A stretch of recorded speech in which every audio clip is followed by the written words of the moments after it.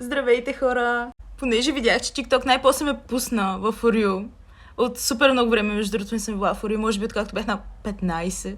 Нещо от сорта. Това е отделна тема. Днес съм тук да ви разкажа някои от моите истории, понеже имам супер много истории, но днешната история просто е... Струва ми се интересна, може да ви хареса. Така, който не знае от вас, аз съм студентка. И днес бях решила да отида с костюм на университет. Нали, защото повечето хора на университет се обличат по-лежерно, антузи, дънки, свичери и така нататък. Аз съм различна. Запътила съм се вече към университета и сядам на една пейка. Понеже имах уговорка с едни момичета, просто седнах там и ги чаках доста дълго време. Вече минават 10 минути. И точно преди да дойдат, минават две момичета покрай мен. И едното момиче казва: "Оле, виж тази с какво облечена.